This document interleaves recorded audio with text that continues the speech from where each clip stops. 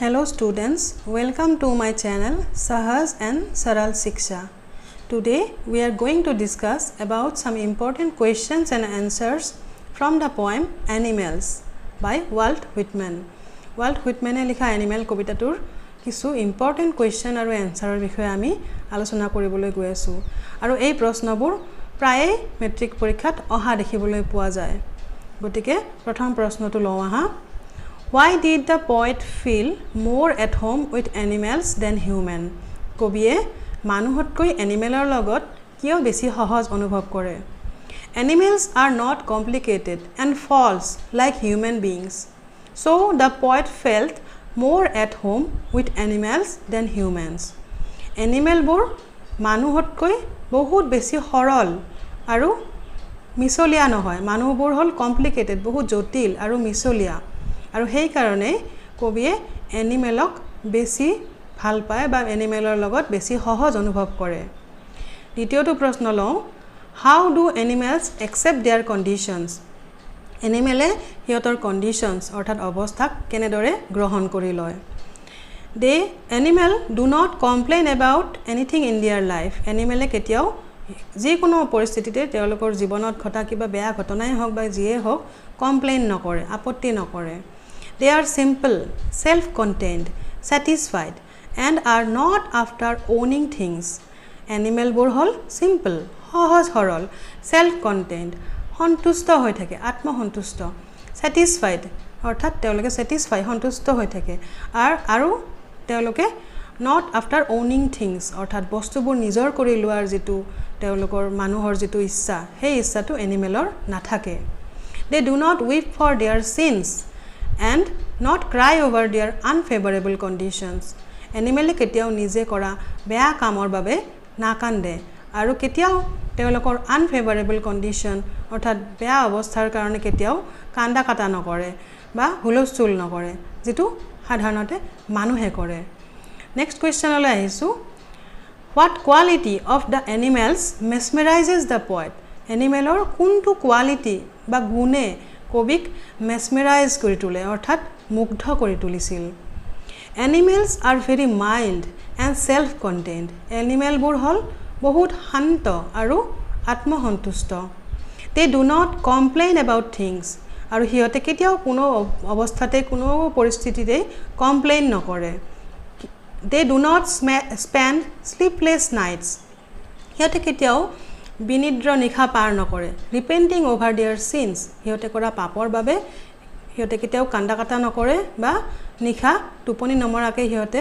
পাপৰ কথা ভাবি অনুশোচনা নকৰে repent কৰা মানে অনুশোচনা নকৰে They do not discuss their duty to God আৰু মানুহে যেনেদৰে ঈশ্বৰৰ প্ৰতি থকা তেওঁলোকৰ কৰ্তব্যৰ কথা আলোচনা কৰে বা ঈশ্বৰৰ বা পূৰ্বপুৰুষৰ কথা আলোচনা কৰে এনিমেলে নকৰে Not a single animal is dissatisfied and unhappy. কোনো এটা এনিমেলে কেতিয়াও dissatisfied অসন্তুষ্ট বা অসুখী নহয় These are the virtues that mesmerizes the poet. আৰু এই ভাল গুণবোৰে কবিক মুগ্ধ কৰি তোলে mesmerize কৰি তোলে Next প্ৰশ্নটো হল How are animals superior to human beings? এনিমেলবোৰ মানুহতকৈ উচ্চ স্তৰত কিয় হল বা মানুহতকৈ ওপৰত বুলি কবিয়ে কিয় ভাবিলে The virtues কিছুমান গুণৰ বাবে কবিয়ে মানুহতকৈ এনিমেলক উচ্চ আসন দিছিল ওপৰত বুলি ভাবিছিল আৰু সেই গুণবোৰ হল The virtues like kindness, sincerity, unselfishness, joy, sharing and satisfaction that makes animals superior than human beings. যিবিলাক গুণৰ কাৰণে কবিয়ে এনিমেলছক মানুহতকৈ ওপৰত স্থান দিছিল সেই গুণবোৰ হল কাইণ্ডনেছ দয়া সিনসিয়াৰিটি যিকোনো কাম সিনসিয়াৰিটিৰে কৰা আনসেলফিশনেছ তেওঁলোকে কেতিয়াও সেলফিশ নহয় স্বাৰ্থপৰ নহয় জয় যিকোনো পৰিস্থিতিতে তেওঁলোকে আনন্দ মনেৰে থাকে শেয়াৰিং যিকোনো বস্তু ভগাই লোৱাৰ যেটো প্ৰৱণতা হেতু এনিমেলছৰ থাকে আৰু স্যাটিসফ্যাকশন যিকোনো বস্তুতে তেওঁলোকে সন্তুষ্ট হৈ থাকে আৰু এইবোৰ গুণে এনিমেলক মানুহতকৈ বহুত বেছি উচ্চ স্থান দিয়ে ইয়াৰ পিছৰ প্ৰশ্নটো হল What are the tokens that the poet says he may have dropped long ago and which the animals have kept for him? কবিয়ে কিছুমান টোকেনৰ কথা কৈছিল যিবিলাক টোকেন অৰ্থাৎ ভাৰ্চুজ বা ভাল গুণ সেইবোৰ এনিমেলবোৰৰ আছে আৰু যিবোৰ এনিমেলে কবিৰ বাবে আগবঢ়াই দিছিল সেইবোৰ কি আৰু কবিয়ে কাৰ কথা কৈছে কি টোকেনৰ কথা কৈছে চাওঁ আহা The token that the poet says which the animals have kept for him is his true nature as a human. যিবোৰ টোকেন অৰ্থাৎ যিবোৰ ভাল গুণ বা ভাৰ্চুজ সেই ভাল গুণবোৰ এটা সময়ত মানুহৰ আছিল আৰু সেই ভাল গুণবোৰ মানুহে এটা সময়ত হেৰুৱাই পেলাইছিল আৰু সেই ভাল গুণবোৰ এনিমেলে মানুহক পুনৰ ঘূৰাই দিবলৈ মানে কবিক ঘূৰাই দিবলৈ মানে ঘূৰাই দিছে এই ভাল গুণবোৰৰ কথাই কবিয়ে কৈছে While the humans came close to civilization, they gradually moved away from their true nature. মানুহে যিমানেই সভ্যতাৰ ফালে আগবাঢ়িছিল চিভিলাইজেশ্যনৰ ফালে আগবাঢ়িছিল সভ্য হ'বলৈ ধৰাৰ লগে লগে লাহে লাহে মানুহে কি কৰিছিল মানুহৰ যিটো ট্ৰু নেচাৰ আসল যিটো নেচাৰ সেই নেচাৰটো মানুহে পাহৰি যোৱাৰ দৰে হৈছিল আৰু সেই বস্তুটো এনিমেলে পুনৰ মানুহক ঘূৰাই দিছে অৰ্থাৎ কবিক ঘূৰাই দিছে The humans choose to leave behind the virtues. মানুহে সভ্যতাৰ পোহৰৰ দেখাৰ লগে লগে মানুহে যিবোৰ ভাল গুণ সেইবোৰ হেৰুৱাই পেলাইছিল যেনে kindness sincerity unselfishness joy satisfaction and sharing এই যিবোৰ এনিমেলৰ লগত যিবোৰ গুণ আছে এনিমেলছে সেই গুণবোৰ ধৰি ৰাখিছিল বৰ্তাই ৰাখিছিল এনিমেলছে সেই গুণবোৰ ৰাখি থৈছিল আৰু সেই গুণবোৰকে কবিক টোকেন হিচাপে আগবঢ়াইছে এইটো কথাই কবিয়ে কৈছে নেক্সট প্ৰশ্নটো হ'ল Do humans kneel to another human who lived thousands of years ago? Discuss. মানুহে thousands of years ago অৰ্থাৎ তেওঁলোকৰ হাজাৰ বছৰ আগত থকা পূৰ্বপুৰুষৰ আগত নীল ডাউন কৰে নেকি বা আঠু লয় নেকি ডিসকাস কৰিবলৈ কৈছে অৰ্থাৎ আলোচনা কৰিবলৈ কৈছে Yes, humans kneels to other humans who lived thousands of years ago. হয় মানুহে তেওঁলোকৰ পূৰ্বপুৰুষৰ আগত অৰ্থাৎ তেওঁলোকৰ যিবোৰ পূৰ্বপুৰুষ তেওঁলোকৰ আগত আঠু লয় They worship their ancestors. মানুহে তেওঁলোকৰ এনসেষ্টৰৰ আগত অৰ্থাৎ পূৰ্বপুৰুষৰ আগত worship কৰে পূজা অৰ্চনা কৰে and pray প্ৰাৰ্থনা কৰে by kneeling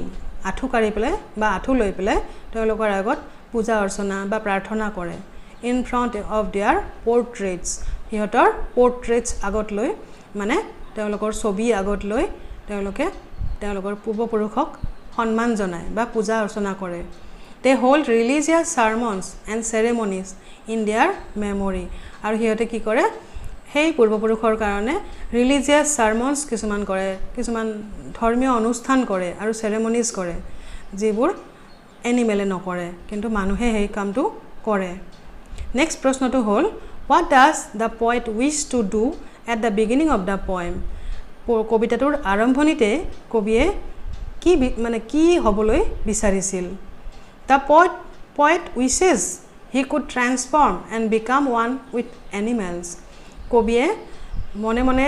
ইচ্ছা কৰিছিল তেওঁ উইশ কৰিছিল অৰ্থাৎ ইচ্ছা কৰিছিল যে তেওঁ নিজকে সলনি কৰি দিয়াৰ ইচ্ছা কৰিছিল আৰু ট্ৰান্সফৰ্ম অৰ্থাৎ সলনি হোৱাৰ ইচ্ছা কৰিছিল উইথ এনিমেলছ তাৰমানে মানুহৰ পৰা তেওঁ এনিমেললৈ সলনি হ'বলৈ বিচাৰিছিল কাৰণ এনিমেলৰ গুণবোৰ তেওঁ নিজৰ মাজত বিচাৰিছিল নেক্সট প্ৰশ্নলৈ আহোঁ What is the main theme of the poem Animals? এই Animals নামৰ কবিতাটোৰ মুখ্য থিম অৰ্থাৎ মুখ্য মানে মূল ভাৱটো কি Through the poem Animals এই Animals নামৰ কবিতাৰ দ্বাৰা কবিয়ে আমাক বুজাব খুজিছে The poet gives us a message that animals are complete in every respect তেওঁ বুজাব খুজিছে যে এনিমেলবোৰ কমপ্লিট সম্পূৰ্ণ তেওঁলোকে কমপ্লিট ইন এভৰি ৰেসপেক্ট সকলো ফালৰ পৰা তেওঁলোকে সম্পূৰ্ণ তেওঁলোকে পৰিপূৰ্ণ The animals are not selfish and cruel like human beings এনিমেলবোৰ কেতিয়াও সেলফিশ নহয় স্বাৰ্থপৰ নহয় আৰু ক্ৰুৱেল মানুহে যেনেদৰে স্বাৰ্থপৰ আৰু ক্ৰুৱেল নিষ্ঠুৰ তেনেকুৱা এনিমেলবোৰ নহয় The people must learn lessons from animals. আৰু মানুহে এনিমেলৰ পৰা কিছুমান lessons অৰ্থাৎ কিছুমান শিক্ষা ল'ব লাগে এনিমেলৰ নিচিনা মানে সেলফিশ নোহোৱা বা দয়ালু ক্ৰুয়েল নোহোৱা তেনেকুৱা গুণবোৰ এনিমেলছৰ পৰা ল'ব লাগে নেক্সট কোৱেশ্চনটো হ'ল name the book from where this poem has been taken কিতাপখন যিখন কিতাপৰ পৰা কবিতাটো লোৱা হৈছে কিতাপখনৰ নাম কি The poem has been taken from the poetry collection Leaves of Grass by Walt Whitman. এই কবিতাটো লোৱা হৈছে ওয়াল্ট হুইটম্যানৰ দ্বাৰা ৰচিত Leaves of Grass নামৰ কবিতা সংকলনখনিৰ পৰা গতিকে আজিলৈ আমি প্ৰশ্ন উত্তৰৰ শিতান ইয়াতে সামৰিলো